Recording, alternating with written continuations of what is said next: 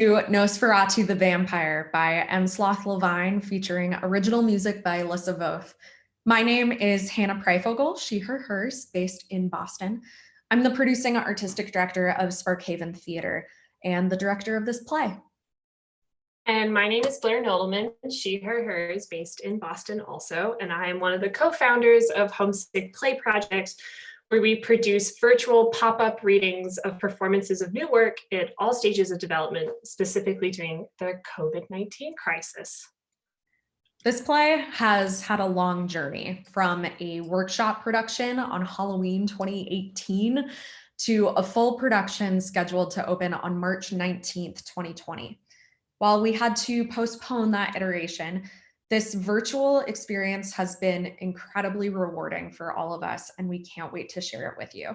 Sparkhaven is proud to partner with Homesick to bring this story to life, and we're thankful to have you on the ride. This is Homesick's debut production, and we're delighted to present Nosferatu the Vampire. We have two more plays coming up, Kind Thing, Nice Thing by Megan Rifkin on May 9th, and The World is Ending, and That's Kinda Hot by Catherine Weingarten on May 18th. And you can sign up for our email list or join as a collaborator by following the links in our Instagram bio, and you can follow us at Homesick Play Project. The show runs about 2 hours, including a 10-minute intermission. So dim the lights, turn on Do Not Disturb mode, and let's get spooky.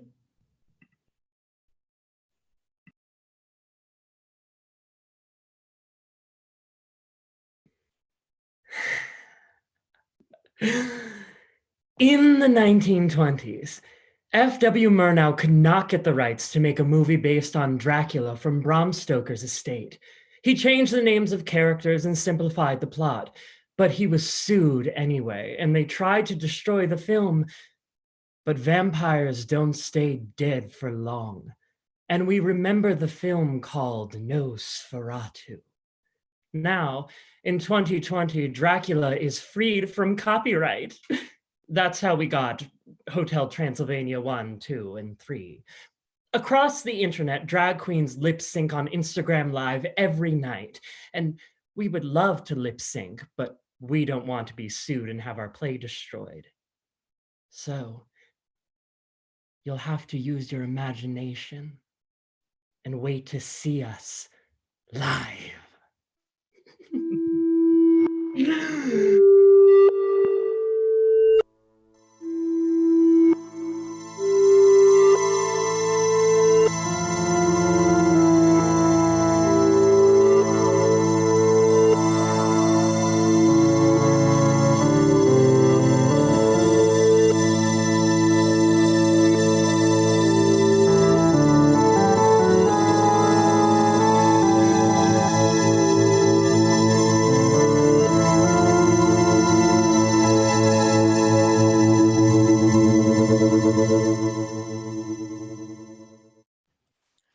Spotlight.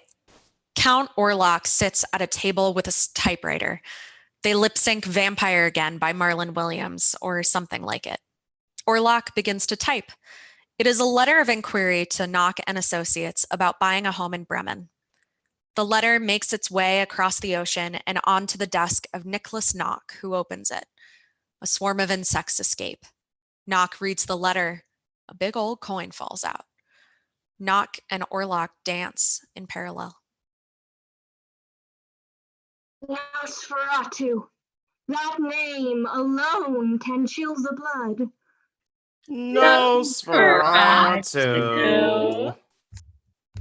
Was it he who brought the plague here to the city of Bremen in 1838?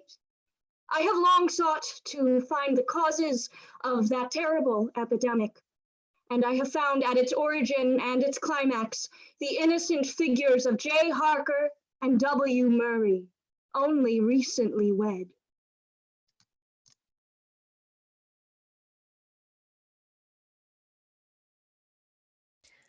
Bremen, Germany, 1838. In their apartment, Will is in pajamas and pours a bowl of cereal at the kitchen table. Harker comes in dressed for work. Good morning. Morning, Hark. Why are you up so early? I have the day off today, And I didn't set an alarm for once, but the sun rises right into my eye from my side of the bed. Oh, sorry you didn't get to sleep in. It was nice. Did I leave my dossier over there last night? I don't know. Where do you usually put it? Found it. Never mind, don't worry. I never have to. Helsing says that you always forget until you ask for help. She's very smart. She likes aphorisms. Hey, Will. Yes. I'm going to work. I know. I love you. Love you too. Harker hangs around, smiling at Will. What are you waiting for? I'm just soaking in your sunshine. Oh, gross. Gross? So melodramatic. Maybe. Maybe. You like melodrama. Mm-hmm. Do you have any plans? Right now, I'm going to finish this box, and then I'm going to wash the sheets. Thank you. I wish you had the day off. We could go to the dunes. I haven't been in forever. You could call in sick. Knock, if I take the day off, I won't get the raise. Wait, Knox still hasn't given you that raise? He's being unfair. I told him I need it. I think he's just testing me. Still, you've been with them for 2 years.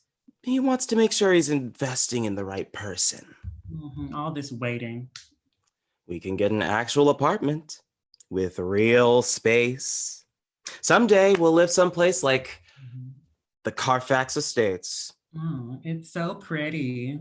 It's the only building in the neighborhood that wasn't torn down and replaced. It's just across the street. We don't need to move across the street to be happy. What's over there that we can't have here? A debt-free existence. Oh, now, the raise, I agree, is necessary. And a nicer apartment wouldn't be terrible, would it? It would be nice for you to not have to work so hard. Have some time to actually enjoy your life. Life's shit, then you die. Why don't you go to the lab, call on Lucy to go to the dunes with you, say hello to Van Helsing while you're there. I probably will. Ask Knock about that raise. You deserve it. Yep, I love you. Love, love. Harker goes to work.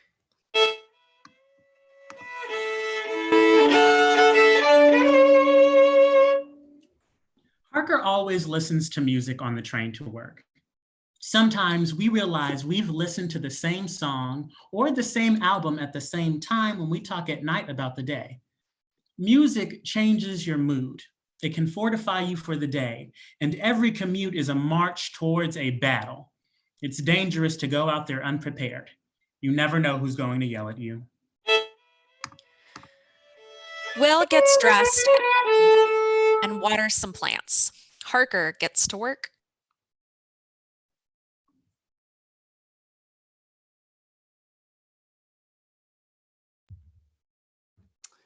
The drudgery. The boss, Knock, stops at Harker's desk. Here is an important letter from Transylvania. It took some time to translate from this old script. Count Orlok wishes to buy a house in our city. It's a good opportunity for you, Harker. The Count is rich and free with money. You will have a marvelous journey, and young as you are, what matters if it costs you some pain or a little blood? The house facing yours, the Carfax Estates, that should suit him. Leave at once, my young friend, and don't be frightened if people speak of Transylvania as the land of the phantoms. I'm going to Transylvania? Yes. Or we could send Travis. No, don't send him. He just started. Can't we handle the project remotely?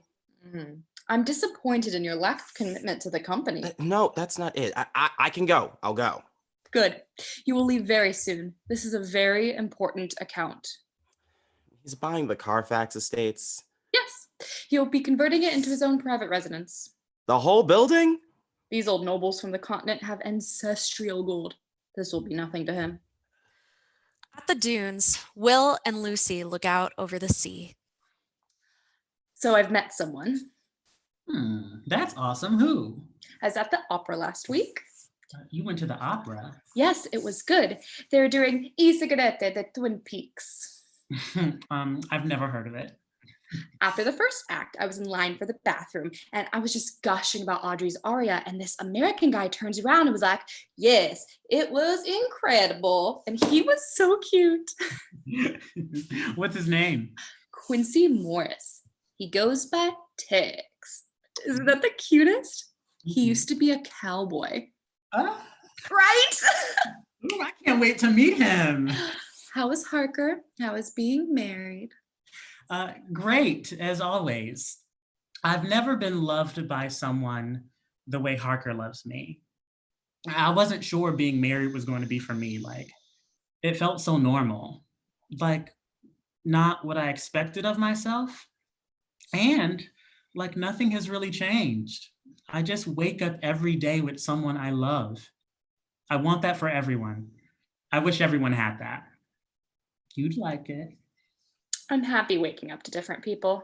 I know. I'm not trying to compare the two things. This is being an adult. It must be. We have big kid jobs. For scientists. It's so weird, right? At Will and Harker's apartment, Harker has an untidy bouquet of flowers. I saw these in the park and they made me think of you. You picked them? I thought you'd like them. I do. They just weren't yours. And now they're going to die when they were growing just fine. I'm sorry. No, don't be sorry. Just don't pick flowers. You have enough plants already. Could you water them actually? Did you have a nice day off? I ended up going to the dunes with Lucy like you suggested. We brought little sandwiches with us, and it was one of those lovely days out where it was bright and sunny, but you still need a waistcoat or a hoodie. Did it smell like salt? The saltiest. And I brought you some rocks and a little sand too. So you can take rocks, but I can't take flowers.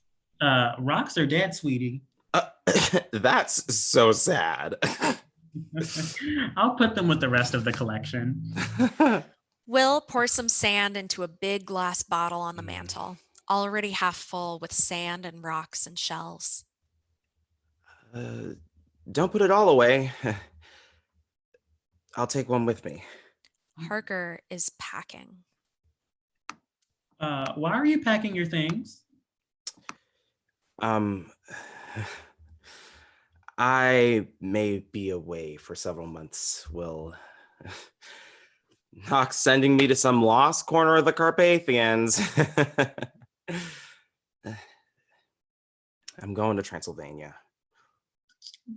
By yourself? Yeah, it's honestly a great sign for my future. I think he's really starting to trust me and see me as an asset to the company and a person who's willing to... Are you getting a raise for this? Well, he's paying for the boat. That's fucked, Harker. Also dangerous. It's not dangerous. It's real estate. I mean, like going from Germany to Transylvania for some old count's castle, all alone. What if he's like a murderer? Why would a murderer use real estate solicitation as a victim pipeline?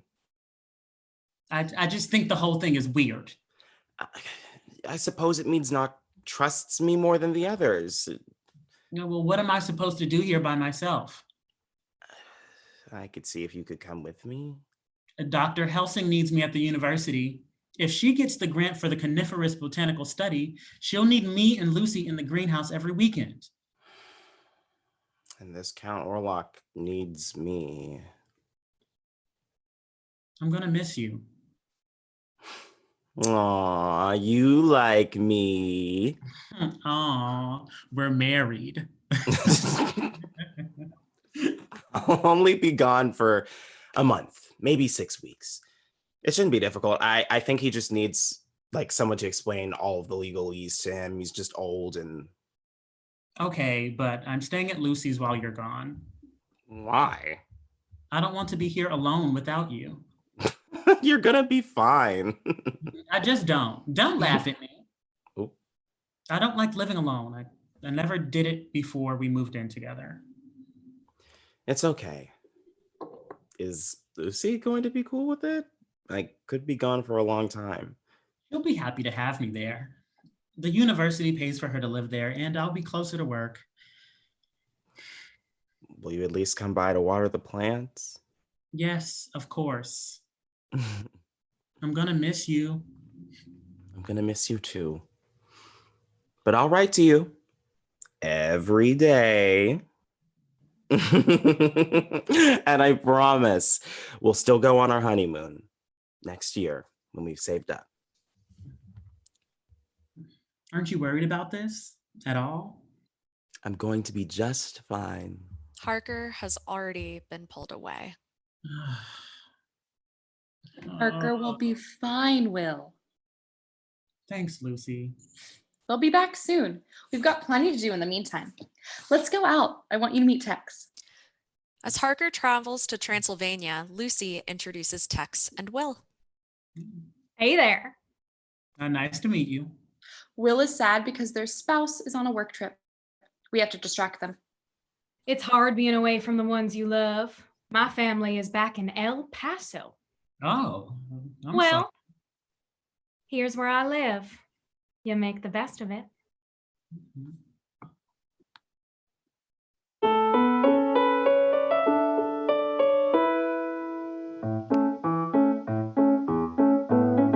The wind is cruel and biting and calls me far from home. I don't know where I'm traveling. Would you also like to go? There's a canopy of needles, I can barely see the sky. Beams shaking in their coffins, would you like to ask them why?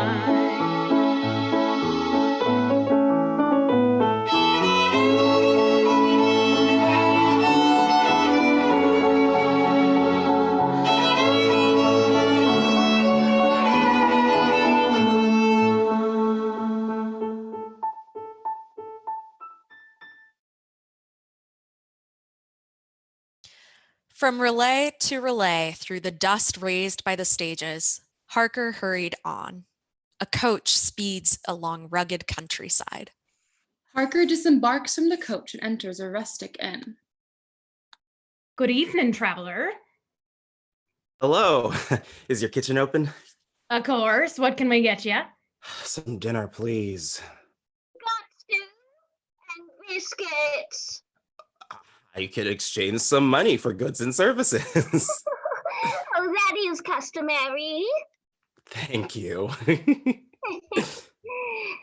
Hungry, then? I'm trying to get out on the road again as quickly as possible. I've been delayed considerably. I should already be at Castle Orlock. You must not leave now. Pardon me? The evil spirits become all powerful after dark. What the fuck? It's dangerous out there. The wolf has no fear of the human. I think I will be all right. Stay the night. We have an open room. Zero, make up the extra room for this guest of Voivode Orlock. Aye, aye, sir. Right away, sir. Zero, a barmaid, readies the room. Zero leaves a book. It is getting late already. How far is the castle? Far from here. You should stay here until morning. I wasn't planning on stopping. Orlock is a degenerate place. If you do not heed me, I must question the purity of your intentions, or else your intelligence. I am going to be fine. Oh, you follow a path of moral corruption. You will end in hell. I did not ask for your advice. Thank you. Right this way, friend. Is everyone here afraid of the dark? It's not the dark, but what lurks behind it. This seems a bit drastic. We do not go towards Castle Orlok. I would recommend leaving back the way you came in the morning. I do not know your business, but you have been misled. I'm just selling him a house. He has a castle. Yes. He would like to move to Bremen in Germany. You would not want him there. He is strange. He follows the orders of the devil. Who says this? It is well known that Orlok is a sick man. He dresses in odd robes like a woman. His tastes are indecent. He follows ancient ways. He is only a man. I must say my prayers. If you need anything, you must wait for sunrise. Harker is left in the bedroom. They begin to write a letter to Will. Well, these people are strange. I can tell they really believe something unsavory happens here in the nighttime. And Orlok's name seems to make them uneasy. I miss you already. I didn't expect to be so homesick so quickly. I've forgotten what it's like to be so alone. Our home has become the platonic ideal of home to me. I feel untethered from the life we've built, and now I realize how remarkable that life is. It is something we've done together. I miss our windowsill, full of leaves, the way the sunlight warms the wood in the morning, and how it feels on our bare feet, sharing dinner at our old table. Harker undresses for bed. Harker reads from the book Zero left behind. The Book of Vampires.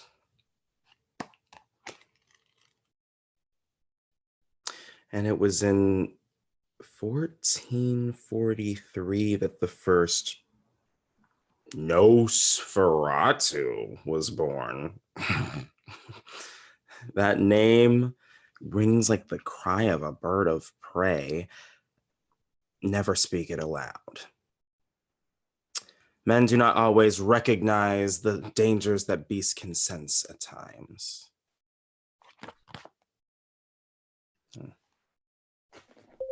Outside the window, a wolf prowls. A shroud of terror fills the residence of the inn. Harker puts the book in the solicitation folders. Harker lies in bed. Will appears in a dream. The beast stalks outside. Come home, Harker. We will be together forever. Won't that be nice? You'll sit at one end of the table and I at the other. In the morning, you will go to work. How proud I'll be, you making money for us, to sit together at our table together, to pile the table with many things, bowls of grain maybe, napkins. We will be so tired, of course.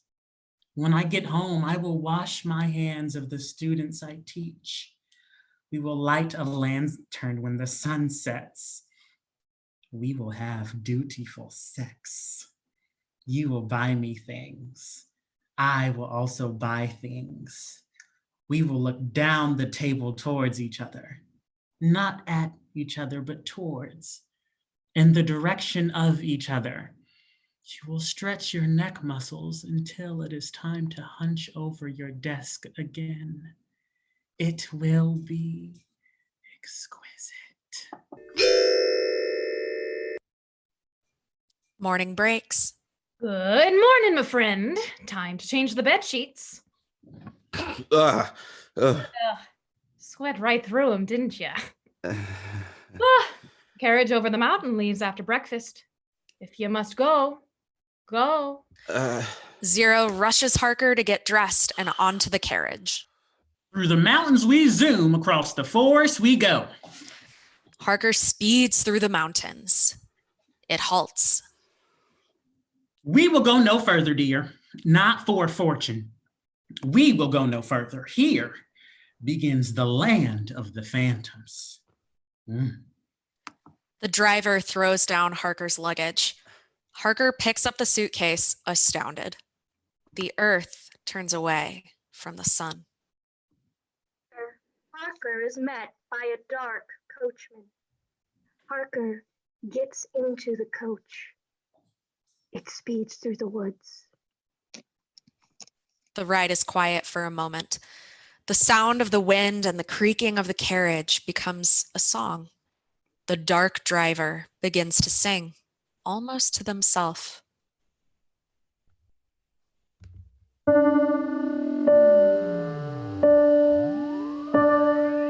wolf and the fly went a walk into town. Said the fly to his friend, "What's it like on the ground?" Said the wolf in reply, "What's it like in the air? I don't know the difference, and I don't really care."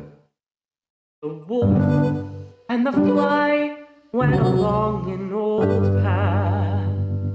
When the latter broke silence, "Hey! I just gotta ask, is it strange having all of that fur on your back?" Said the wolf, "Is it strange that the earth carries grass?"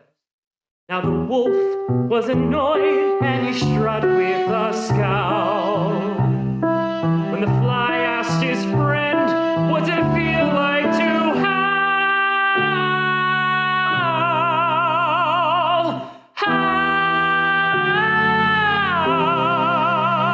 should I know?" said the wolf. "I don't live in my throat, but enter my mouth and then maybe you'll know what it's like in the teeth of a wild animal."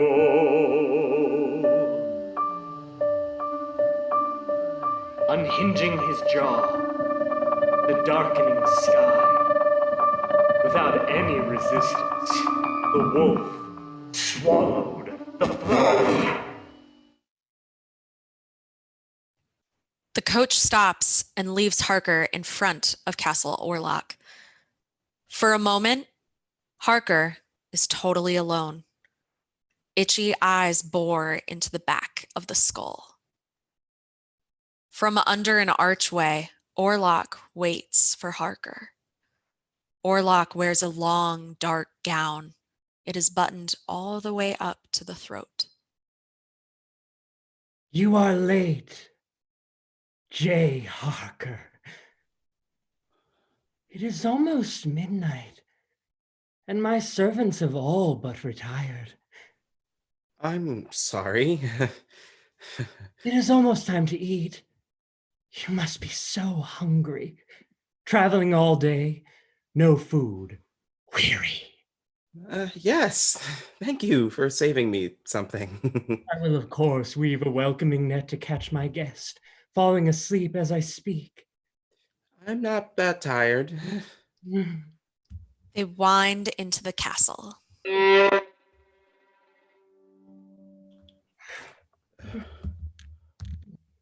Ooh, oh,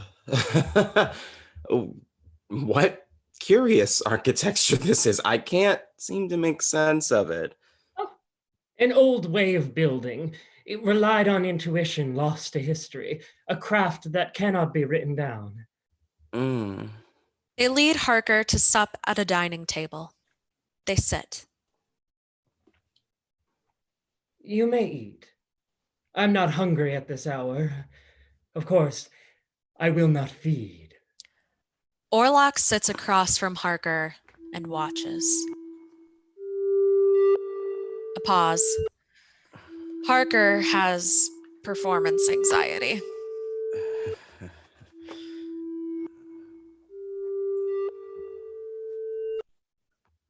Please, eat.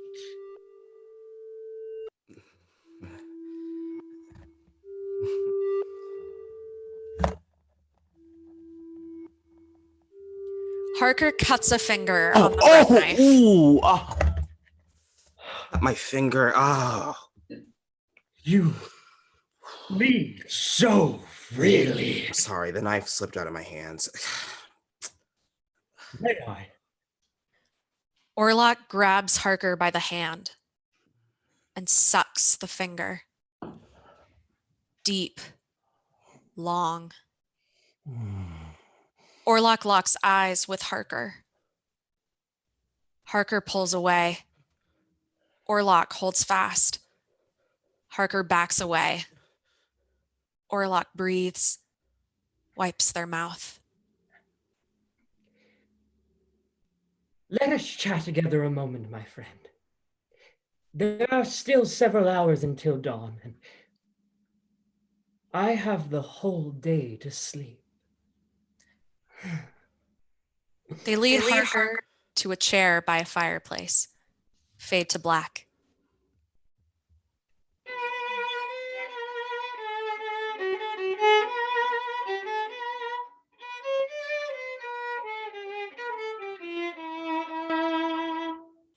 A dream. A gigantic mouth swallows Harker whole. The sun rises. Harker awakens in an armchair and finds two holes born into the flesh of their own neck.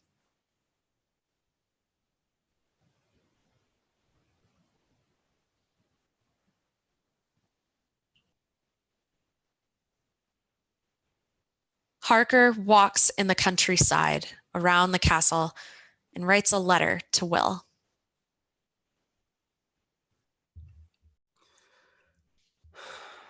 Will, my beloved, don't be unhappy. Though I am far away, I love you. This is a strange country. After my first night in the castle, I found 2 large bites on my neck. From mosquitoes? From spiders? I don't know. I've had some frightful dreams. But they were only dreams. You mustn't worry about me. I am leaving as soon as possible to return to Bremen. And to you. As twilight came on, the empty castle became alive with menacing shadows.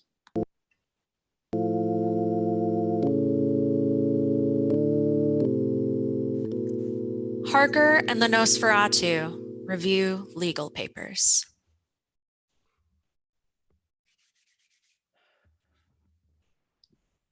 Have you found me a home? There is a building across from where I live. Actually, it's a beautiful property, and it is... How old is it? I'm afraid I can never bear the weight of a new house. Much as I try, I'm set in my ways. I mean, this seat has stood since 1443, and my people have occupied this land since before we wrote down what people did. Well, the Carfax estate is the oldest in the neighborhood by far. It was once an abbey. But not as old as this, I know. But I suppose I am pushing myself towards something new. A desire to stay current, you could say. That's commendable. I have felt a desire of late for that. I want more out of this experience. Life? Yes. Life. Do you feel it? I mean, it cannot be a hunger reserved only for the old. I'm not sure I know what you mean, Count Orlog. There's so much to taste in the world, so many things, and we spend our days in one place, toiling away, treading water. We spend so much energy to stay still when we could do just as well to ride the ripples we create. I try not to think of it as treading water. And eventually we all drown. Well, maybe not all of us. We don't have to drown. I think I'm enjoying it. Work. What is the pleasure in life if you've not worked for it? Are you enjoying yourself here? Is this an adventure that thrills you? I did not expect a business trip like this. A surprise can be nice, no? A sudden shock. I suppose it can. Or would you prefer prolepsis? A build, a crawl towards some inevitable release? Somehow that can be more satisfying, to know where you are headed and then be made to wait.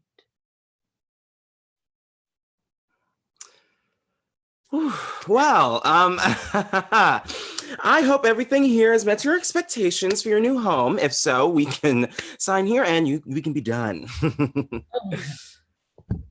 So simple. Well, there are a few other papers to sort out. Show me. I beg. No need to beg me. I feel a rushing like I haven't felt in many years. Don't you feel it too? I think you will like it in Bremen. You may find yourself a new person with new opportunities not afforded to you by the closed-mindedness of peasants. Well, I have never had what one would call a fruitful relationship to the people of this region. They seem a fearful people. Yes, and I have tastes that they don't approve of. Times change, Orlok. I once couldn't imagine a life where I did as I pleased, but it is my right. But the things we do in the nighttime are the business of no one but ourselves.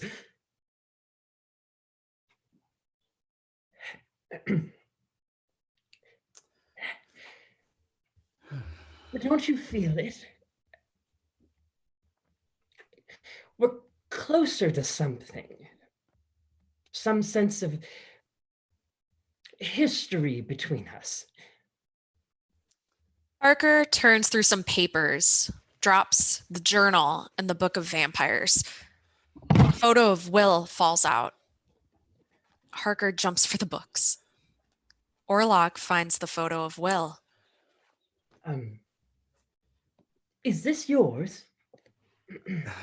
My spouse.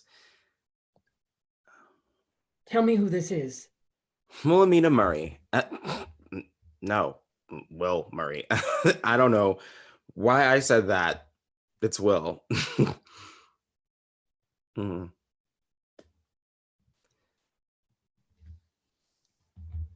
What a lovely throat.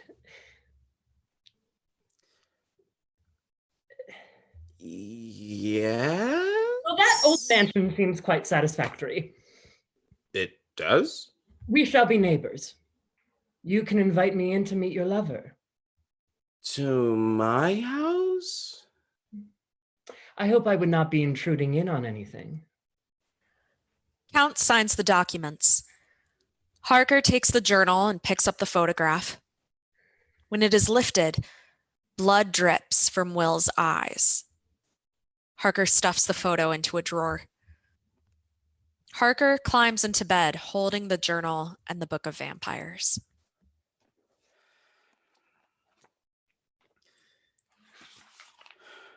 Nosferatu, bringer of plagues, drinks the blood of the young, the blood necessary to sustain one's existence.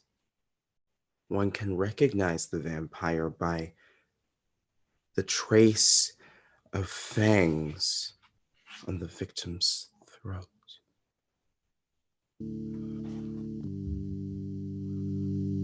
That same night in Bremen, in a dream. At Lucy's, Will tosses in a nightmare. Will sees the doorway into Harker's bedroom somewhere. Harker opens the door to the bedroom. Orlok stands motionlessly at the end of the hallway. Harker closes the door. quietly turns the lock.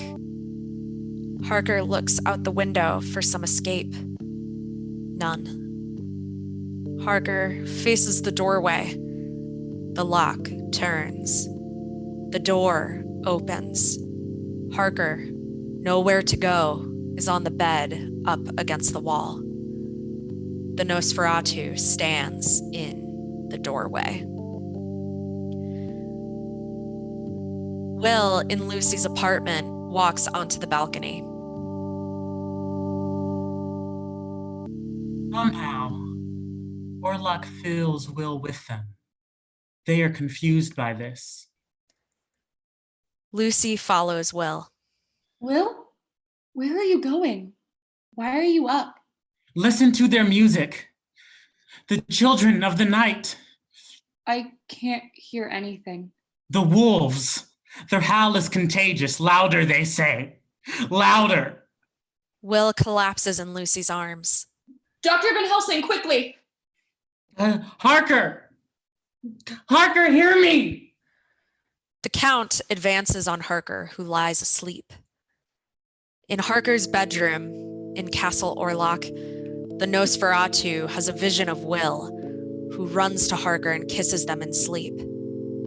Orlok is mortified, embarrassed, jealous, horny, scared, furious, confused, shocked, heartbroken, and must turn away. They escape back into the depths of the castle. Lucy and Helsing pull Will back into Bremen. Wake up! Will! Harker. Harker. Where's Harker? In Transylvania. You were dreaming. Sleepwalking. I feel like I've taken a journey on horseback at the gallop of a nightmare. Come back inside, won't you? You'll catch a cold. Will walks back inside. What was that? A sudden fever? A hysteria of some kind. Should we worry? Should I send word for help? Oh, no need to raise a fury just yet. We'll see. I should probably have done something at that point. But how was I to know what was to come? In Bremen, in the greenhouse laboratory. Another letter has come from you, or for you, from Harker. Well, let me read it, Lucy. Is that Count still creepy as anything? I want to see. What creepy? Hello, Doctor. Harker is staying with one Orlok, whose title is actually Voivode. Count is sort of it's sort of a mistranslation. It's an old military ranking. Will, Lucy, and Van Helsing read it. My dreams and my waking hours have crossed over, and I am no longer sure where lies what. Orlok keeps me up. Passing late. Passing odd. Passing queer. With talk of Bremen and the Carfax estate. Bedtime stories of futures uncanny and out of grasp, and as I fall asleep. I have such horrific dreams that they must only be called terrors. These are more than visions. They are dry taste of evil in my mouth. Mold growing up through my throat and carving my teeth into shards. So immediate as if they were happening to me in flesh, in bone, in blood, instead of the merry marzipan a dream should be drawn from. And now in the daylight, heavy as if I had not slept at all, I wander through a fog of sunshine. Will puts the letter down, pausing. Lucy picks it up. The doors in the castle are almost all locked, but before me I see a crypt that hangs open. I push through. Downwards the stairs go, deeper than I thought could be dug, and I feel the sun fall upwards and away from me. A coffin. A tomb. Again, left open. Harker finds the Nosferatu lying in a coffin. They look as dead as Mother once did, lying in the parlor. The Count, silent as sleep and stone. Or the Countess, perhaps, could move any moment. And yet there is no hint of breath. Not at all. From this subterranean sea, the county ruled is death. Harker seems quite the dramatist. Is this supposed to be a prank? I don't know. This doesn't sound like the letters I used to get. And written in so shaky a script. Harker is prone to anxiety, and it is such a big job. Their entire career could be writing on this deal. I'm sure it is simply nerves. All will be right. Come, let's prune those samples of Allium sativum. We're both botanists. You can call it garlic. Helsing leaves. Lucy, wait. Yeah? What is this? Why would Harker write this? I think it's just a joke. Harker's bored out there in the land of the phantoms and writing some fiction for you. It's like I'm being avoided. The first letters were about missing home, and now I don't get it. Arthur and I are going to the ballet tonight. You should come with us. Who? Arthur, the girl I'm seeing? What happened to Tex? We broke up weeks ago. I told you this. I'm so sorry, Lucy. I'm so embarrassed. I know you've been distracted. That's why you should join us. The Ballet Houston is in town and they're doing La Citronade. I don't think I'm up for it tonight.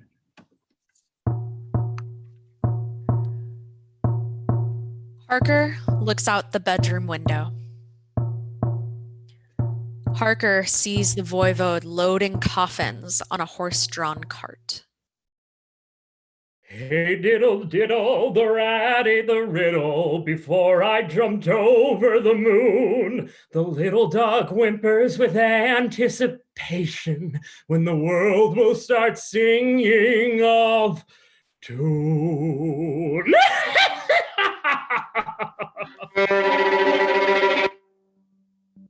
Orlok climbs into a coffin and closes the lid. Exit horses, cart, coffins, and Nosferatu. Harker makes a rope from a bedsheet and climbs out the window. Fear makes you believe you can do many, many things. True, sometimes it is a paralytic, stunning you stopped dead in your tracks. But sometimes it gives you the inspiration to do anything you can to escape. You can concoct clever plans you never before thought possible. Make things happen. Fear makes you believe you can do it.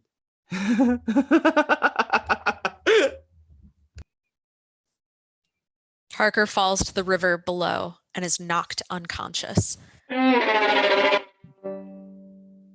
The sheet rope unravels into the winding river. In a hospital room somewhere in Transylvania, a nurse and doctor tend to Harker. Some peasants brought him here last evening. Found him with a few bumps, flowed down the river. Still has a high fever. Yeah, the patient is waking. Don't be afraid. You must have quite a story to tell. The coffins filled with earth. You have suffered the concussion slapped against those rocks. Keep him in bed until he can tell us what has happened. I can tell you, the old Count, a monster inhuman, it looks to feast upon me. He hath no sense. Not here. And these clothes, a lunatic, obviously. Wearing clothes befit a woman, some vagrant lost soul. We will watch him close. Ignore his ravings as best you can until he speaks sense. I am not raving, I am telling you the truth. The Count is heading to Bremen and bringing disaster with him. My home is unsafe and I must save Will. Sedative is necessary.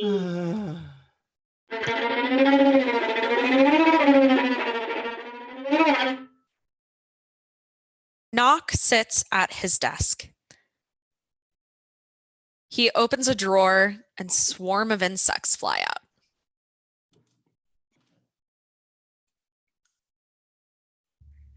Mr. Knock, Count Orlok. Do you have counts in Bremen? Not anymore. Then Orlok will do. Have I fallen asleep? Why do you ask that, Mr. Knock? I have only heard you in my dreams. Orlok, don't you remember? When you showed me beautiful things. Thousands of rats. Millions of them. I speak to you when necessary. How can I help you? I have bought the Carfax estates. I'm coming. Congratulations. I'm thrilled to hear that you'll be making home here. You have been very satisfactory. I want to meet you more than anything. I would do anything for you. I know. Ready my property. I will. The swarm clears. Knock is back in his office. Fluorescent light stings in its mundane way. The fluorescent is replaced with gaslight on some docks, where sailors load crates onto the Demeter. The men little suspected what terrible cargo they chaperoned. Heave! Oh! Heave! Oh! Ahoy! Why these cargo be so heavy? And reeking of mildew, fetid earth, and maggots. Maggot? Aye. Ugh. How many crates have we swung aboard the Demeter? Ignorant about what we have done. Stolen treasures, diseased meats. What are you on about? We ask no questions. We know nothing of the stuff we move. We are but arms, passing on responsibility onto new locales. What if all this time we've just been earning our bread transporting unspeakable horrors? There's nothing to fear in one shipment of ugly scented boxes. Maybe so. I'm sure inside you'd find some upholstery, some chaise lounge weighed down by the river waters, seeping through the raft on which the delivery was made. Well, look inside, won't you? We're not supposed to open them.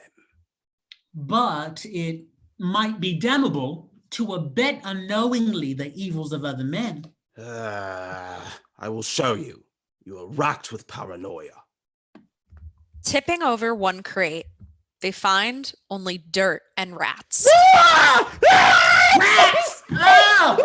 One like one king! One beast of legion! I am revolted. Name are you doing? Oh, pay for in full. Look, Captain, the coffin is full of naught but dirt and plague bearers. I don't know they've got any plague. We've been paid for in this shipment more than we've been paid in some minutes. Don't ask questions, be happy. You can afford a pint. But what about Bremen? When we reach the city, are we not to blame for the city being several rats richer? No, if we replace the lid, they'll take the wood and keep down our heads. I don't feel right about this. Oh, you aren't paid to feel.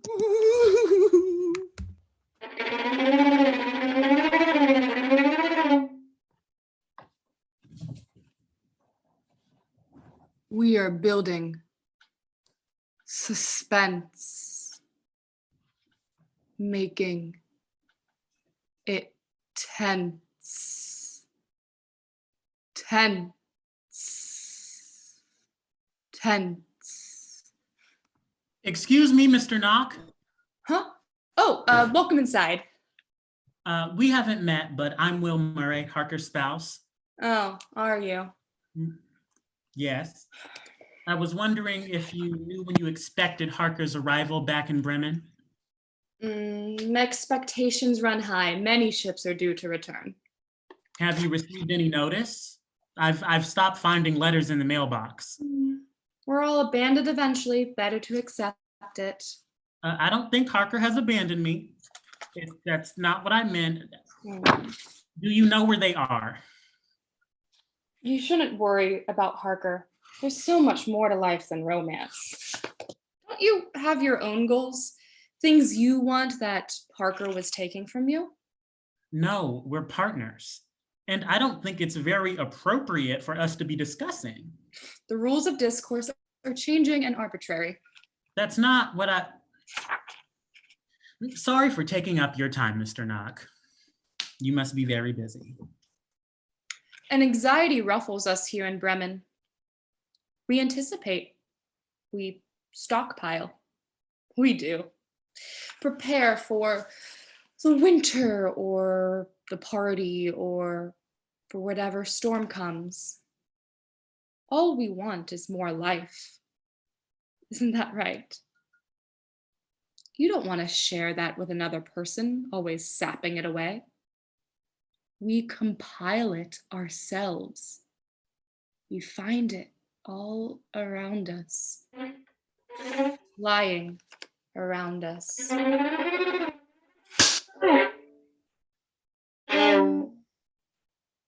Did you just eat a fly? For life.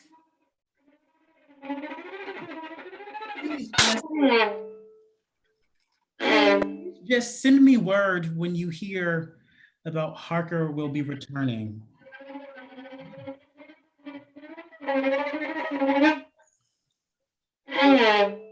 Travis, go home early. We're closing.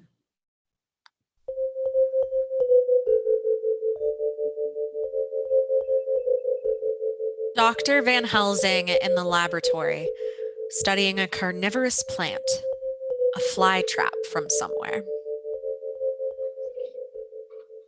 Arrived. What is it? Oh, a living specimen from the distant west. I asked an adventurer I know to bring it back from her journey into a green hell. Oh, I wonder what secrets it can tell us about life and death. How so, Dr. Van Helsing? Well, look, I feed it life, and it grows stronger. Is that unlike any other process of earthly digestion? What we know of the life processes, start with us. We eat what? Foods, meats, And the meat comes from?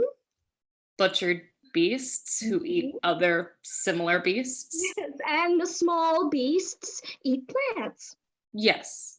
The plants cover the earth and they must also eat. Sunlight. They drink the rays of the sun and turn it into food. So ultimately, we eat the sun. Sunlight powers every system that brings us our strength. It is through the sun that we are given life. Philosophically, I suppose it's a little more complicated than that, but yes, the sunlight is the basis for all life. But what of this plant? Watch through the magnifying glass. The doctor produces a dragonfly from a terrarium. The plant closes, vice-like, over the dragonfly. It melts. Astonishing, isn't it, Lucy? That plant is the vampire of the vegetable kingdom. It takes life not from the sun only, but from something higher than itself. It reverses the familiar chain of sun, earth, beast. Is it so wrong? What do you mean, wrong? You speak as if there's some moral failing of this plant. No failing. It doesn't abide by the usual rules, no, but it has found survival in its own way. And if it can eat animal flesh, how do we say that animal is the greater life? I never said that. But isn't that the idea of the chain? That the further up you go, the more powerful you are. Success is how much you can eat, how many you can outlive. I don't think that's what I meant. This morbid curiosity for a plant that eats must come from somewhere. It is unusual. But is it wrong? It's not unnatural. This exists alongside the rest of us. And what of the sun for this plant? Too much sun and it withers. I mean, me too. Will sits on a bench looking out to sea. Will was often seen among the dunes, watching and waiting for Harker's return. I'm sure Harker will be home soon. It has been weeks since a letter. Harker was dead. In some remote graveyard, misnamed and misidentified. There's no way for us to find out where they've buried Harker. Will, you've got to keep living. Harker No. will be back. No. You've got to. Water your garden. Take care. Sunlight does much, but it doesn't replace water. I'm just too heavy. Harker burdens my thoughts. Come walk with me to visit Arthur at the cafe, won't you? Don't be alone. All right. They visit Arthur's cafe near the docks. Arthur sings along to the sailors. It's the old shanty, Damon's Green. Heave, ho, heave, ho. But my lover never told a lie. Heave, say, ho, say, go round. Till the last time that she said goodbye. Heave, say, ho, say, go round. She told me that she left for sea. Heave, say, ho, say, go round. But they found her body in Damon's Green, Damon's Green. Near a land was more unseen. Oh, herring gull, oh, peregrine. Did you find my lover in Damon's Green, Damon's Green? Near a land was more obscene. Oh, herring gull, oh, peregrine. Did you find my lover in Damon's Green?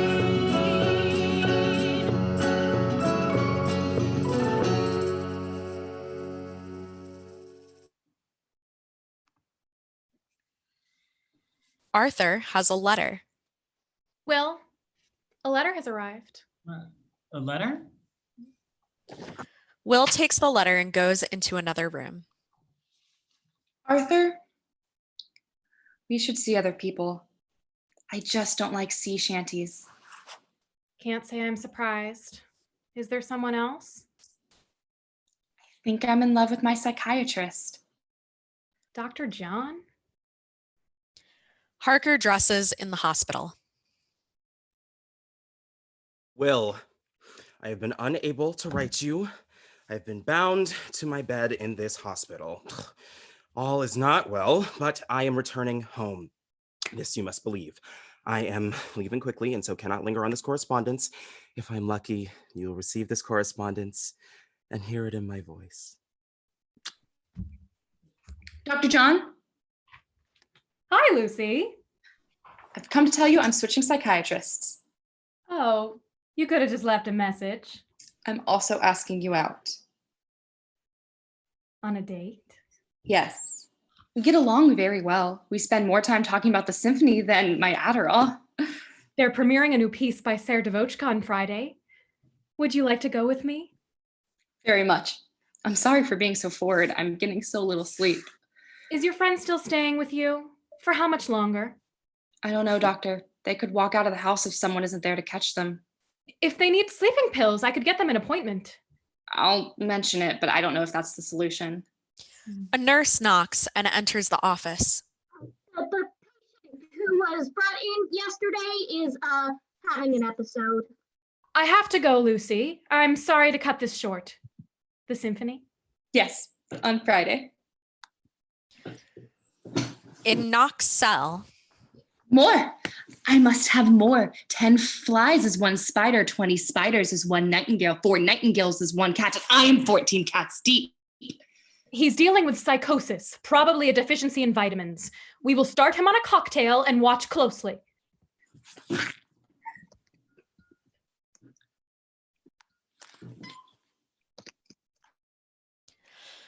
Knock unfolds a newspaper clipping and reads it. Papers are a wonderful resource for historical research. New plague baffles science. A mysterious epidemic of the plague has broken out in the port cities of the Black Sea, attacking principally the young and vigorous.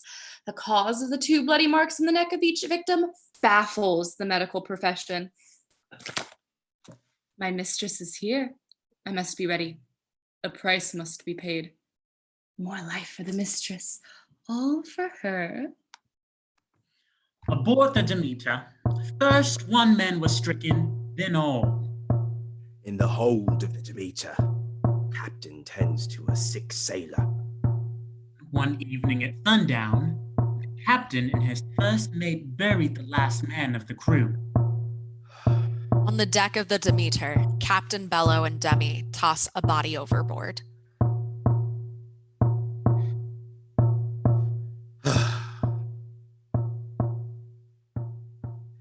I am going below. I want to have a look in the hold. Demi sees the Nosferatu rise from their coffin.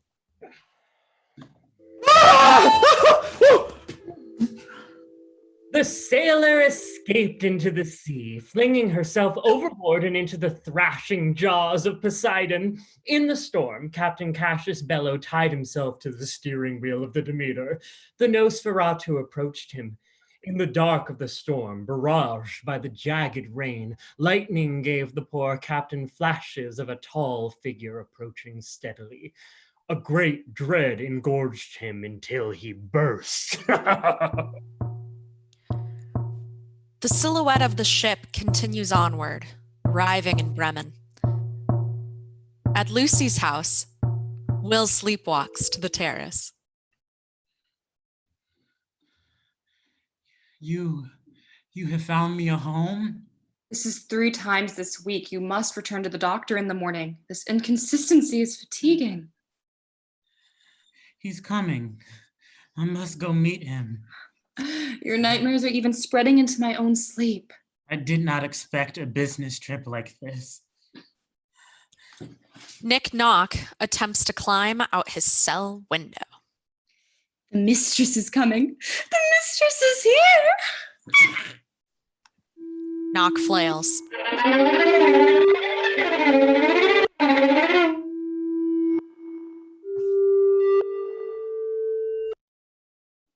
This is a good place for a break.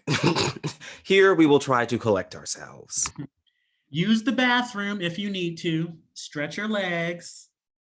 Try to eat if you can. Maybe don't check the news right now.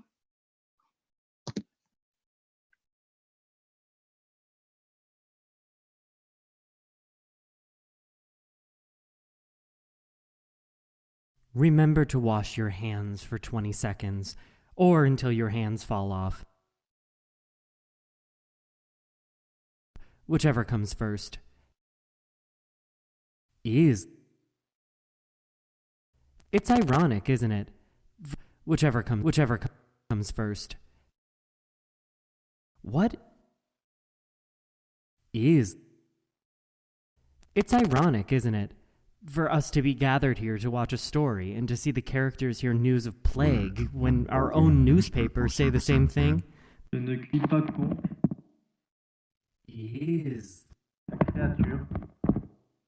We've always had plague, haven't we?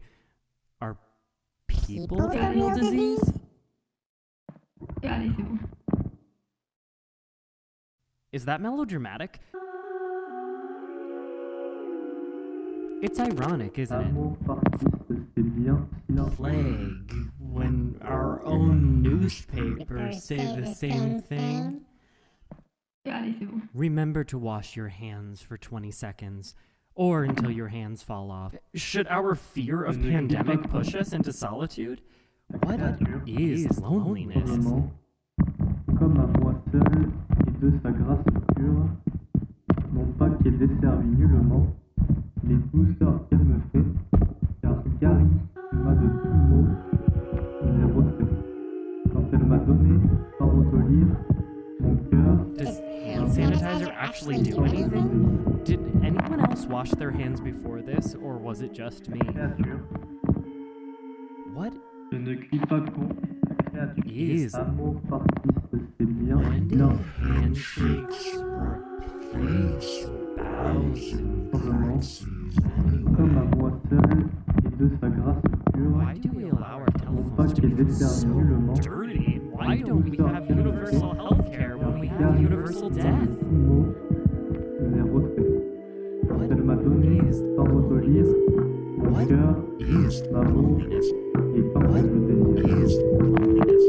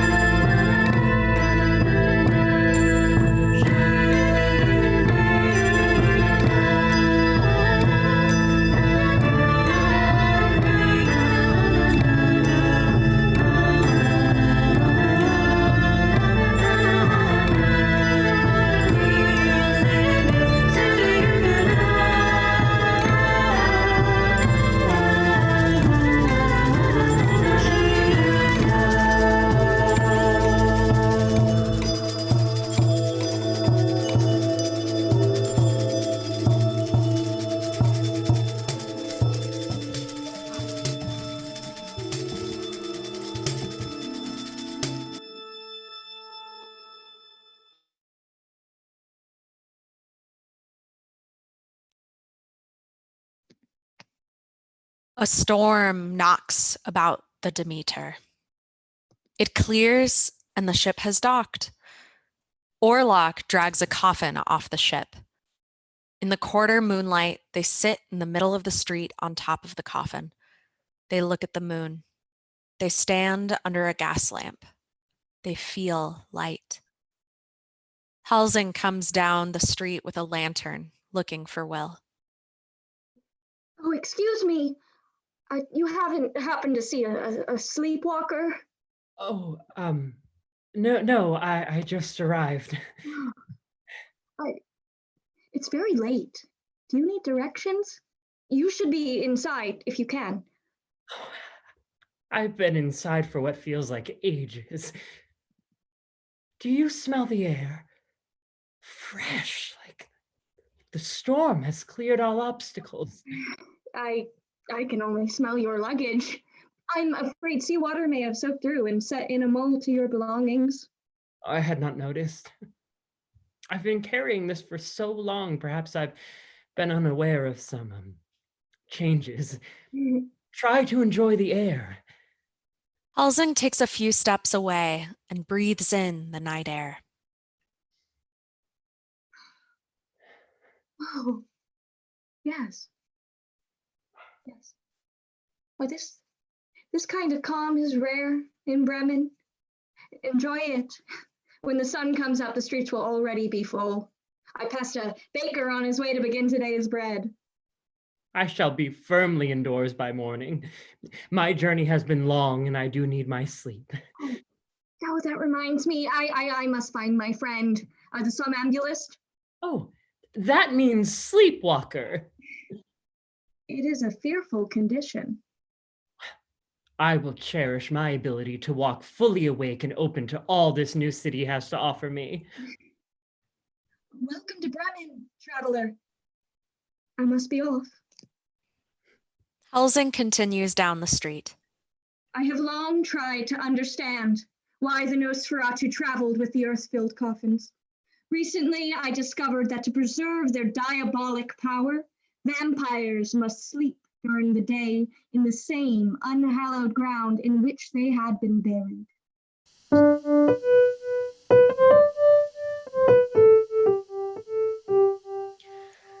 Orlok travels from the harbor to the newly purchased house in Bremen and sets the coffin beneath the Carfax estates. A horde of rats swarm out of the basement. In the Bremen harbor, officials search the Demeter. In a room in the center of the city, a council is in discussion. The Demeter appeared in the harbor last night during the storm. This morning, upon investigation, it was found completely empty. Empty. We couldn't find a single living soul on board, and only one corpse. Only one? That's more than enough. Captain Cassius Bellow, his skin bloated and chapped by the wind, tied to the wheel of the ship, arms broken, one shoulder dislocated, 4 cracked vertebrae. His eyes appear to have been pecked out by a seabird, a gull, or an albatross. The teeth are in an advanced state of decay. A black mold can be found in the sinus and throat. Severe coagulation of the blood within the vein. A second official discovers the ship's log. What could possibly have done this? The ship's log was discovered below deck. Perhaps a record of these said travails. The official opens the log and some flies swarm about. They shoo them away. Flies!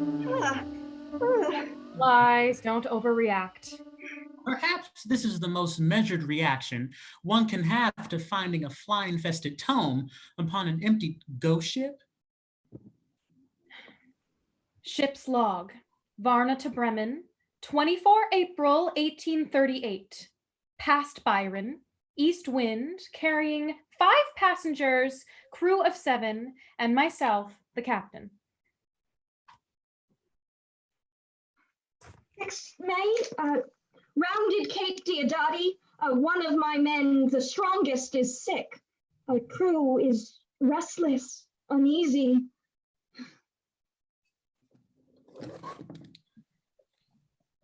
7 May. Mate reported stowaway below decks. Will investigate.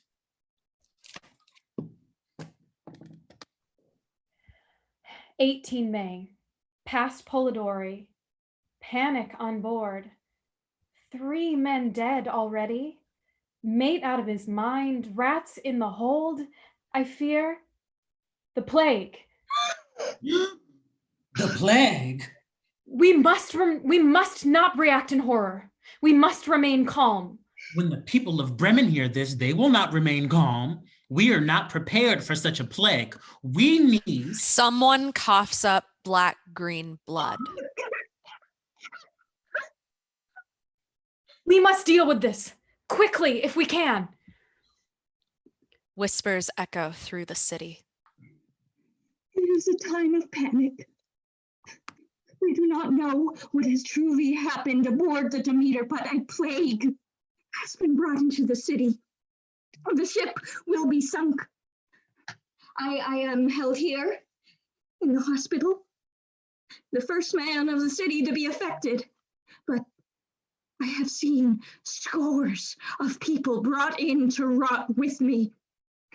On the 3rd day, I was joined by 7 people. On the 7th day, I lost count. I have lost much now. The daylight is too strong for my eyes. I sleep most of the day and am kept up in the night by the decay of my organs. I can feel most acutely that I am being hollowed out by some invisible malady. I sit on the precise edge of humanity. This, which must be my last entry, is too much to ask of my body. I have lost the dexterity for penmanship. Oh, my nurse acts most friendly as a stenographer. It is an ornate kindness. Once.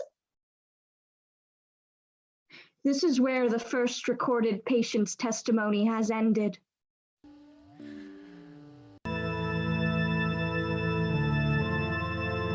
Will rises out of bed, sleepwalking. Outside, Will stands on the street. Harker arrives then. Will? Harker? Thank heavens, you're safe! I'm home. I'm home. At least I am home. I missed you so much. I thought you'd never come back. Tell me, Has the voivode arrived yet? Have you seen anyone move in? Carfax? Not since the old residents were evicted. They've already been evicted. Sometimes I think I've seen someone, but when I ring in the morning, there's nobody there to answer. Then perhaps she hasn't come at all. Well, then I'll have to give that knock an earful, sending you away for so long for nothing. I am back. I am grateful for that. They kiss in the dark. We should go inside. All the stretch of this age is taunt and slick with fever. Harker has come back. Will has stopped sleepwalking, as they tell me. Our work continues uninterrupted. And this plague, it spreads. Everyone knows somebody who has gotten pretty sick. Everyone knows somebody who has lost someone. I cling to the hope that our friends are happy in their reunion. So we will have a party, a fete. We will sing and dance and drink tonight. And tomorrow we will lock our doors again and hope that a cure for this plague is found soon. Like the old carnivals we used to host, a masquerade, a welcome back, Harker.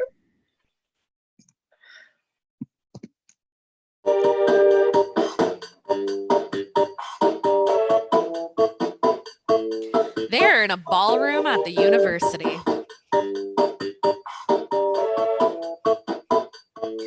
A red masked figure lip syncs a song like I Don't Care If the Sun Don't Shine by Patti Page. People begin to dance, now dressed in Renaissance garb and wearing masks.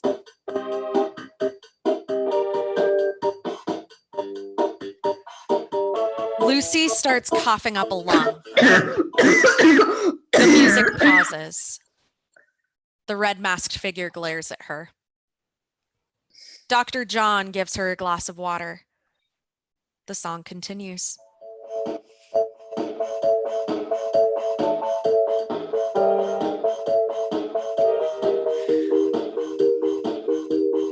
The dancers applaud the red masked figure. They do a Regency-style line dance.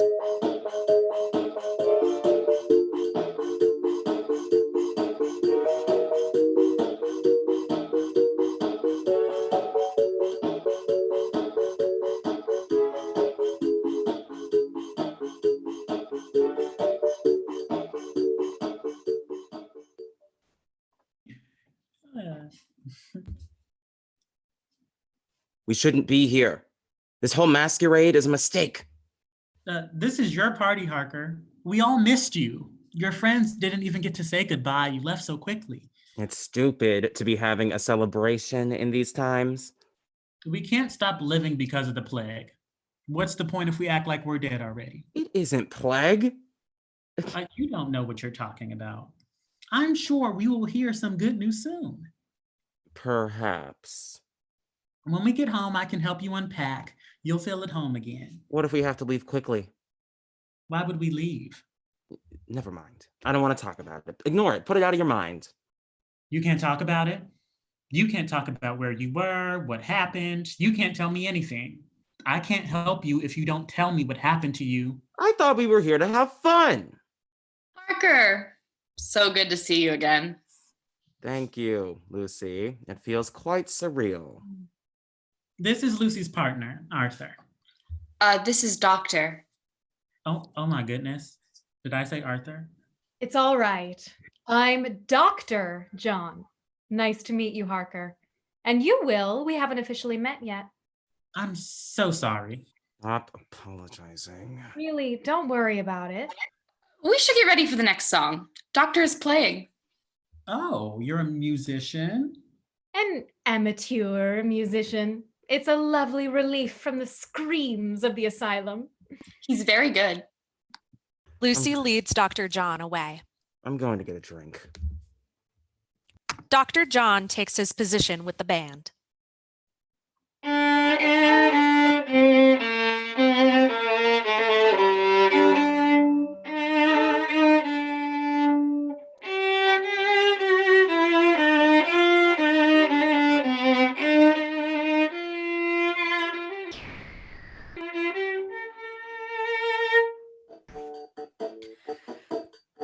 The music morphs into something like Walking on Broken Glass by Annie Lennox. Another song.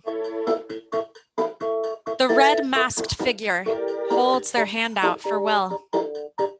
They dance.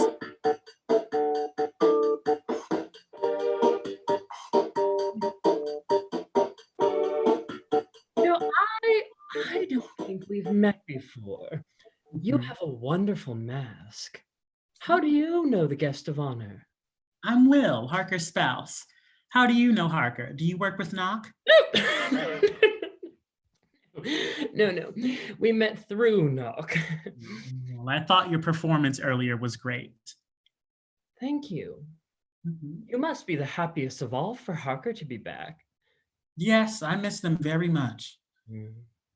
Gone for so long. A business trip, wasn't it? Yes, some foreign real estate transaction. But they were delayed considerably. Unfortunately. So inconsiderate of them to have left you for so long. Well, it couldn't be helped. Of course. But don't you think that when someone really wants something, they make it happen? They're here. They came back. I suppose that's true. They did. They did come back. That's reassuring. What was your name? Vlad Dracula.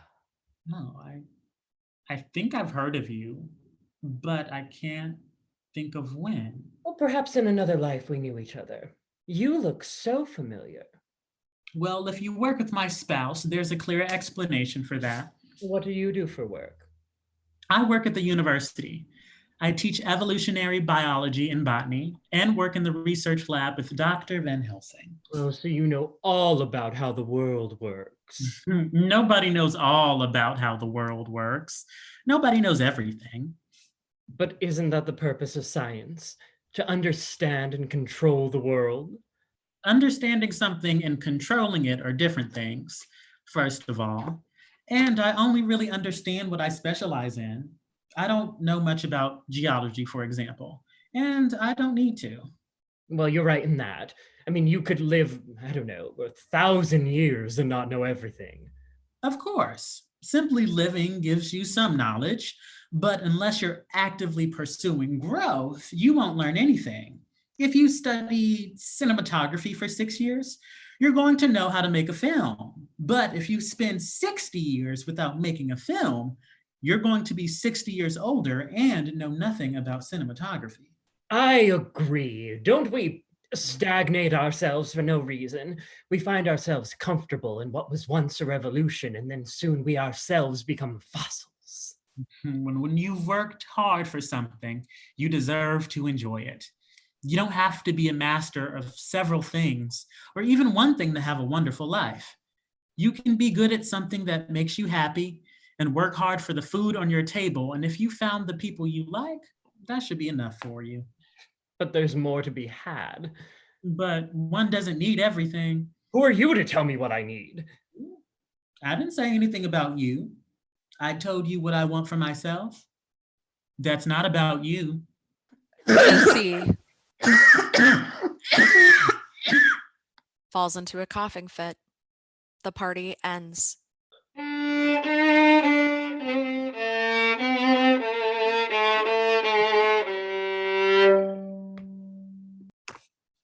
In Will and Harker's place the next morning, Will reads the paper. To halt the spread of the plague, the burgomaster of Bremen is closing the hospitals tomorrow. Effective at midnight. We are to stay home indefinitely. Quarantine is imminent. We will be trapped. I'm sure it won't be long. They'll sort it all out soon. Lucy was coughing badly last night. I think she has it now. Okay, Dr. John thinks she has a cold. He's a psychiatrist. Will finds the Book of Vampires. What's this? The Book of Vampires? I don't know. Why are you lying?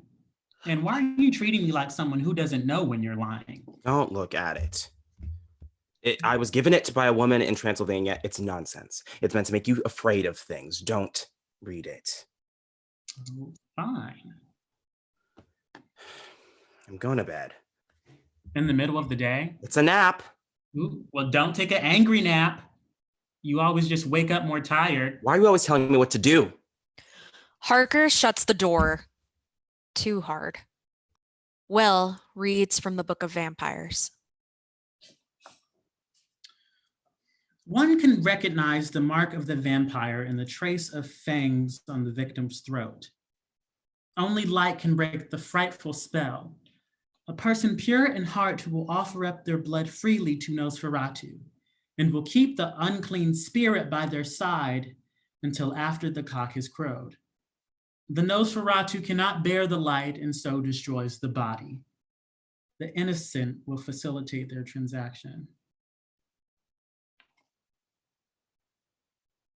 Enter Harker with a newspaper.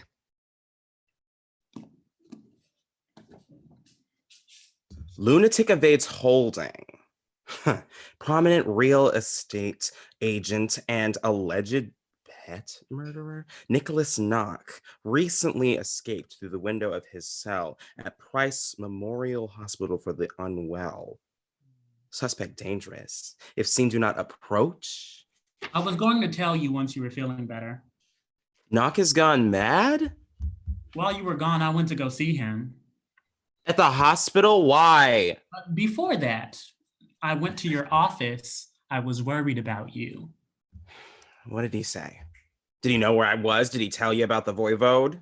He was inarticulate. He was eating flies, talking about wanting more. More from what? Life? That's what he said. Why? He's fallen in love. In love? Hark, what are you talking about? Knock must have known all along. I think he's had a mental break.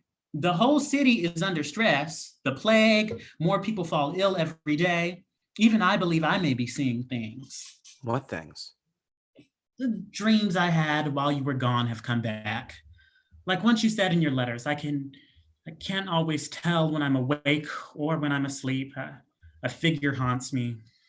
What figure? Look, every night in front of me, just inside the curtains from the shadows.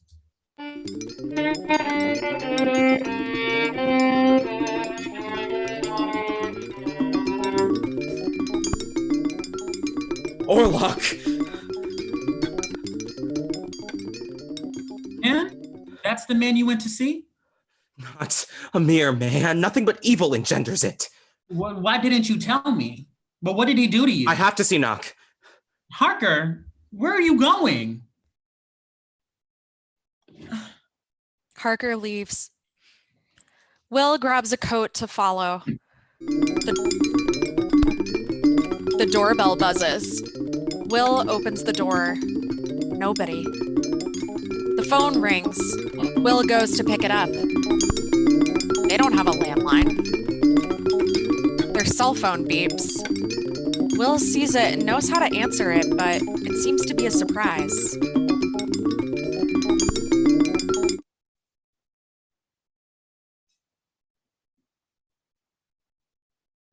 Hello? I will. Oh, it's you, Lucy. Doesn't my name come up? I'm not sure.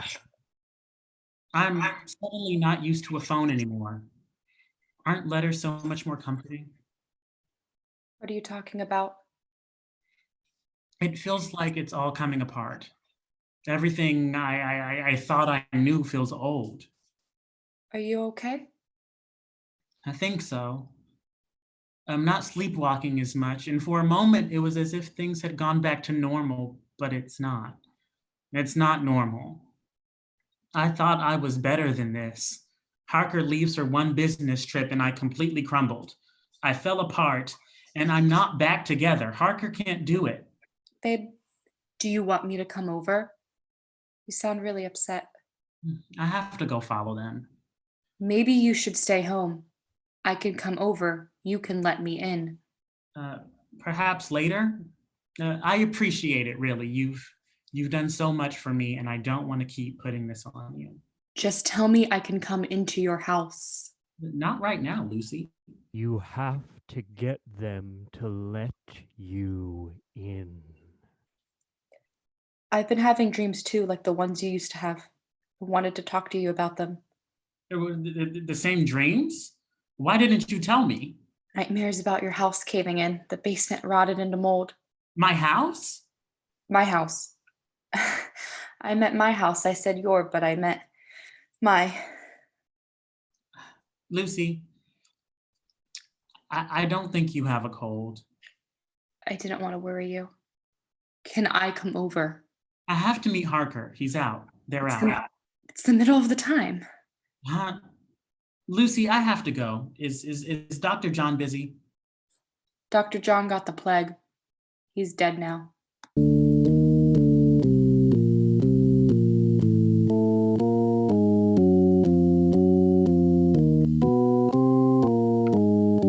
Knock is in his office. He's dressed in a Batman costume. Nick, knock. Nick, knock. Nick, knock. Nick, knock. Nick, knock. Nick, knock. Oh, Harker. Knock. Nick, knock. How did you find me? We used to work here. Oh, we did. That's right. I'm your boss. I quit. Okay, then Travis will do your job. Do you know what is happening? Why it feels as though we are a sweater unraveling and being quilted up in one tug of thread? Oh, so stupid. Where it just had been me who went like before. Sometimes it is Renfield, and sometimes Renfield is Harker, and sometimes it's not. Poor Dwight. So sad. Who are these people? You look terrible. You look worse. That's not a very nice thing to say. I won't give a promotion to an employee who insults me. I already quit. You can't quit, you're fired. You knew the danger you were putting me in? It's not dangerous, it's real estate. Why did you send me? I gave you the most precious assignment. Nick, knock, Nick, knock, Nick. You should be happy. You got chosen first this time. Kickball almost. Did you know the truth then? When I left, did you know what would happen? The truth is subjective and time is not going forward, though it was then. You can't be sure these days. No, I know what happened to me. I know what happened. Do you know how many times this has happened before? How many times this will happen again? There must be a way to stop it. If you've done it before, you can see that there's some way. It doesn't matter. Here we are, and nearer comes Nosferatu. You obey him with no hesitation. Master is undeniable. Aren't you pleased? Don't you see what power looks like? No. I only saw horror, hunger, disease. You have damned the entire city. I have blessed us. Nosferatu immortality. Orlok will give it me. I will be Nosferatu, this blessed touch. I've been stockpiling. I have so many lives within me. I will be ready when Nosferatu comes to free me. They aren't coming for you. Don't be stupid. He promised.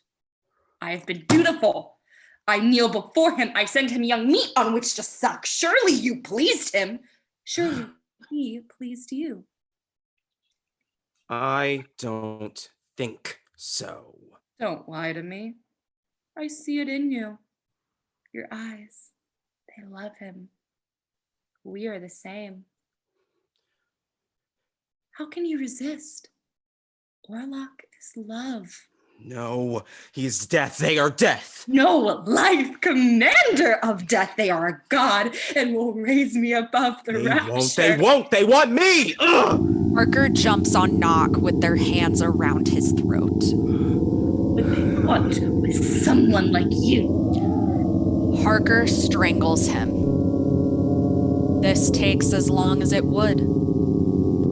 After he dies, blood spills from his wrists, his feet, his mouth.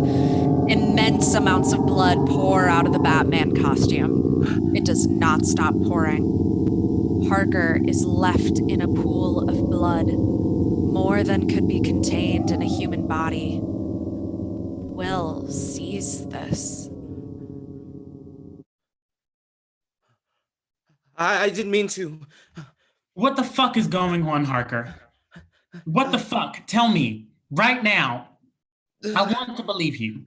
I want to be the person, I want you to be the person I love more than anything. Tell me something I will believe. It's in me, like the plague. I wish I could stop it. I'm repulsed by myself. If I could cure it, I would. What are you talking about?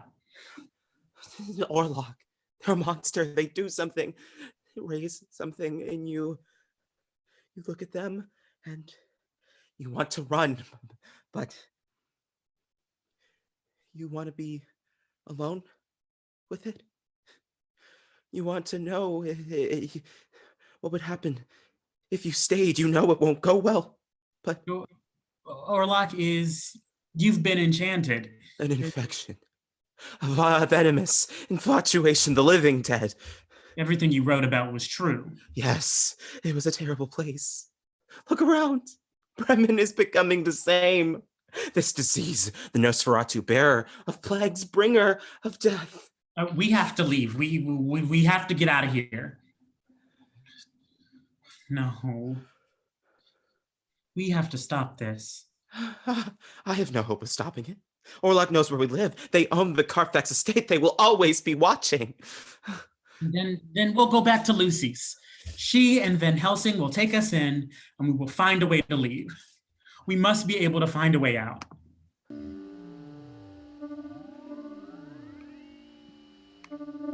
Helsing is sitting outside as the two approach. Go inside. Is everyone in Bremen rattling out of their skins? Lucy is dead.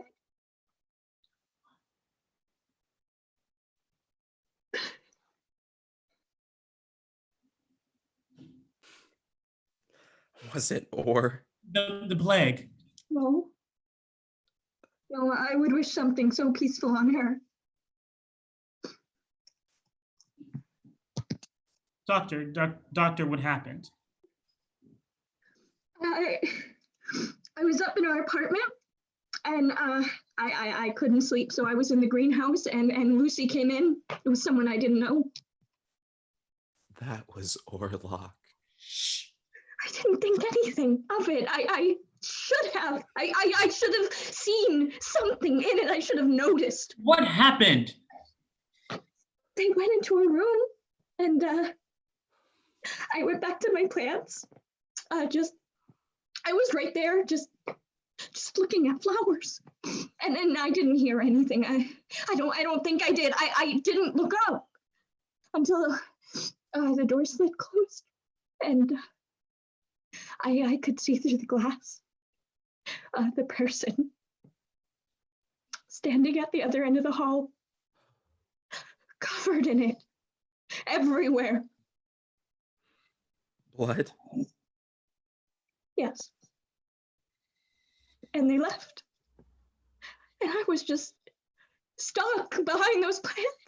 I was so scared. I couldn't move for so long. And then I did, and I couldn't open the door. It wouldn't budge. I was up there for hours. I was locked inside. I couldn't get out. I couldn't even see her door, and I couldn't get to her. I got it unjammed at sunrise, and it was too late. Oh. It was revenge. I took the servant and we paid with a friend. I realized I had seen them before. The night that Demeter came to port. An odd person, yet somehow I was meeting them again in a more horrid circumstance. How do you recognize someone covered in blood? How is one prepared for that? It appears we are being hunted. Why were you spared? Left locked in the greenhouse? I don't know. I just I wish I'd done something. I wish I'd known what would happen. You can't do that. There's no use in hoping for it. I should have never gone to Transylvania. I shouldn't have done it. I shouldn't have gone into the crypt. We are stained now. There is no hope. There is always hope in something, but there is no hope in regret. There's a lot that you shouldn't have done. There's a lot to regret. Now Lucy is gone. Will you also crumble under the fear of the vampire? I would like to go back to how it was, with breakfast cereal and... You're unsafe here. The plague is spreading. We must go inside. We will go home again. Orlok lives there. And Orlok can find us here. We will be safe. The garlic. The garlic? Yes, you were surrounded by garlic and you survived. Yes. We will hang garlic. We will be protected. I saw no garlic growing at Castle Orlok. So I brought several garlic plants into their apartment. We left them by the door in the windowsill. Another night came.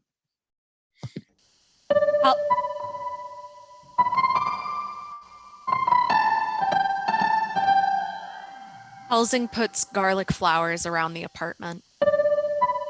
Will helps.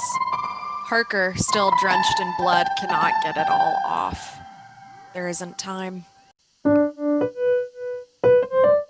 Will sits across from Harker at the table.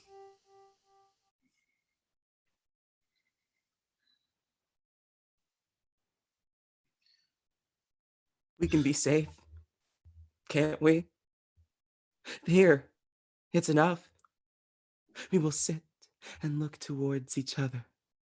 I left once, but I came back. And now we are surrounded by garlic. We have fixed it.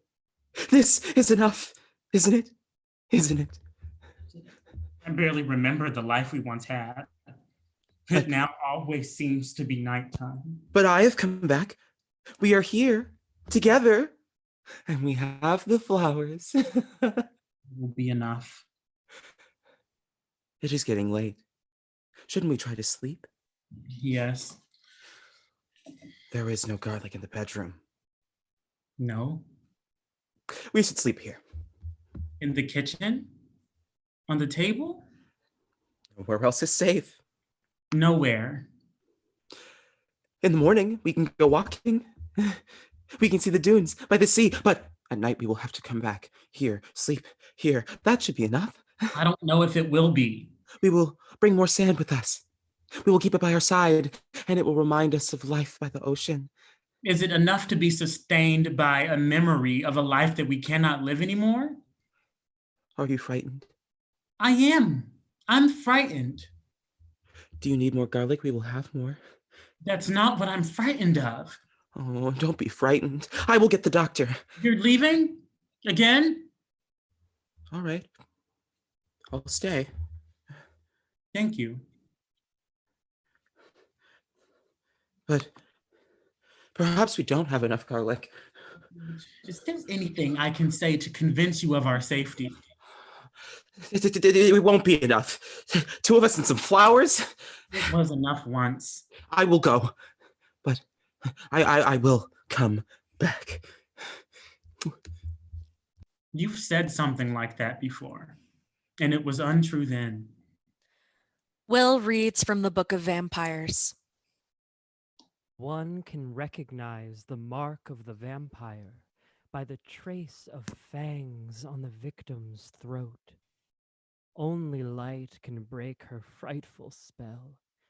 A person pure in heart who will offer their blood freely to Nosferatu and will keep the vampire by their side until after the cock has crowed. Will gets ready for bed.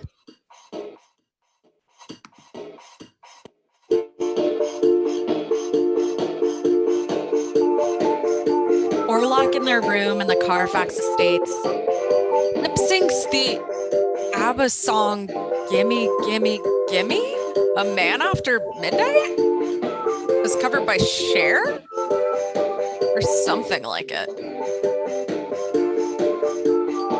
Will opens the front door and goes to bed. Orlok's shadow crosses the street, comes into the house through the front door. The garlic does nothing. The shadow of Nosferatu climbs the stairs into Will and Harker's apartment.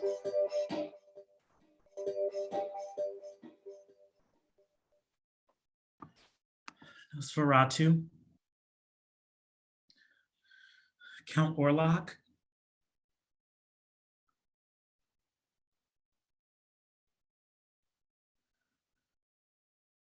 Good evening. Thank you for having me. You're welcome. I've waited so long to be here. How long? You know, it's just a room, isn't it? You finally get inside and it's just a room. But it's a simple bafflement how indescribable a room can be.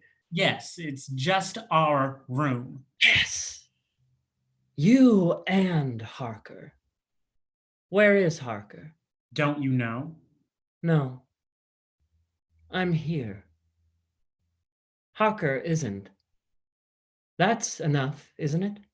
Why has it taken you so long? Why now? Now? Now it's the end. I mean, it must end.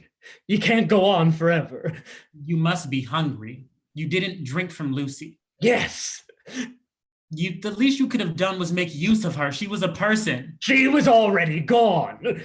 And I didn't know what to do with her. I never do. I just wanted to be here. Why? Do you know me? I have seen you in my dreams and I don't know you. I've heard your voice, but I don't recognize it. I've never had a room to share before. And how foolish is Harker to have left? They're frightened because of you. You did that. I didn't make them leave! They'll come back.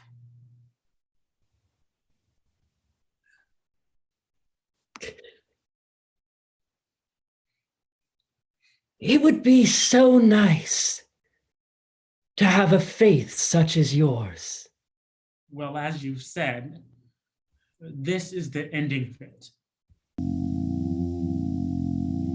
Will opens their shirt, making their neck available. Orlok climbs onto the table. Orlok drinks from Will's neck.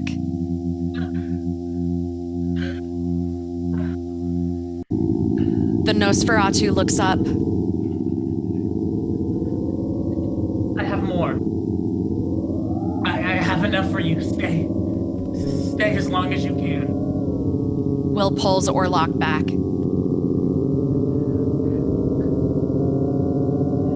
Outside the house, Harker and Van Helsing arrive with some more garlic. He's gone now, Harker. Nosferatu must have hidden away by now. In the bedroom, sunlight sweeps across the buildings, across the street from Will's window. Nosferatu attempts to escape, but is touched by the sunlight. Orlok is struck blind by the lights. Their skin begins to burn from the inside out. They claw at their own permanence until it begins to rip. Harker and Helsing enter the apartment. The lights are at full brightness.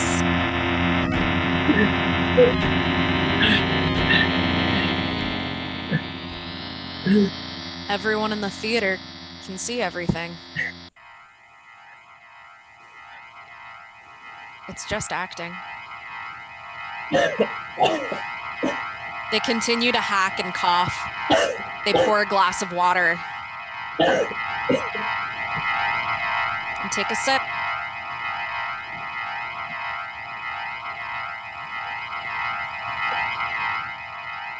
They leave the stage.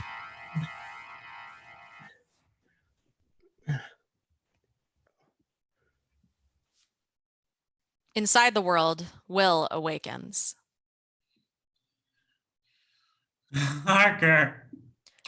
Harker holds Will. No, no, no, no, no, no, no, no, no, no, no, no, Will, no, Will, no, no, no, no, Will, that can't be it.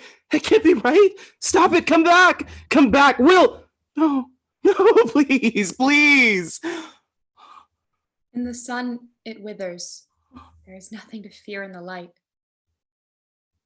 That day, the plague ended. No one else got sick. No one else got better. All who were ill already died in the weeks following. But nothing spread. The left behinds buried the gone aheads. And so Bremen moved on.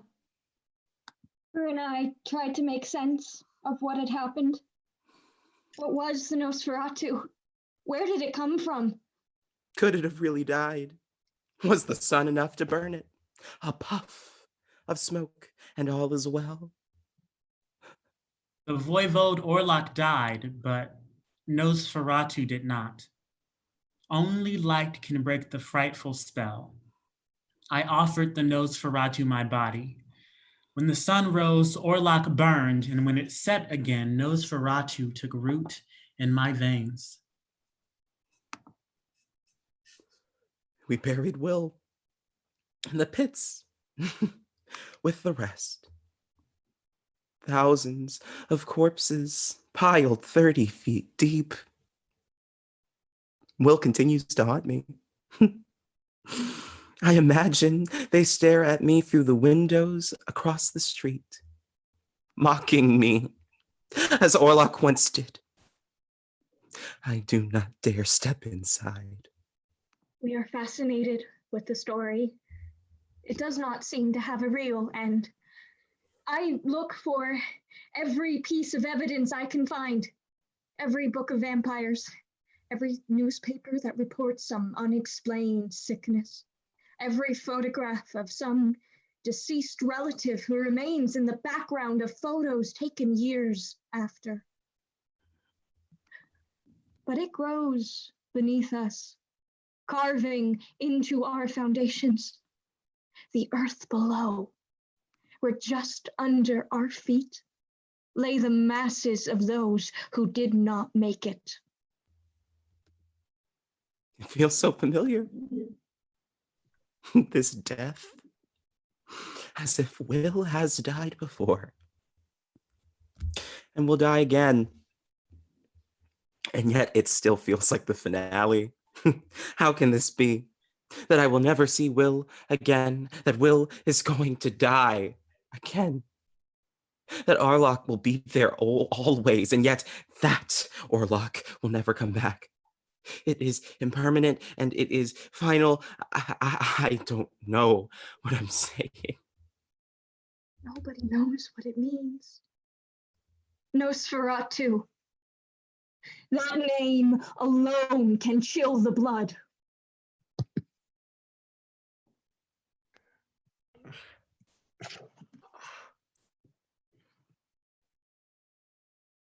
The end.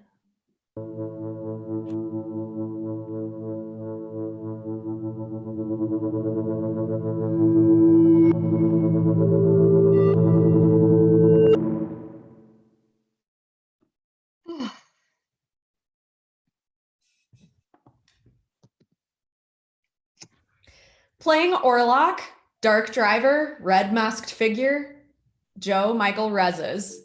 Katie, you can stay on. We'll tell you next. Katie, playing Helsing, Innkeeper, Captain Bello, Asylum Nurse, Someone, Kaite Grindeland. Playing Harker and Demi, Dev Blair. Playing Will, Driver, Phoebe, Somebody, Maurice Palmer. Playing Doc, Lucy, Transylvanian Nurse, Victoria Brancazio.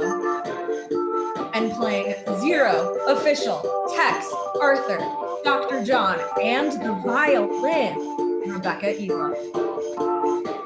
And our composer and music director, and all the bops you heard this evening, Alissa Voth.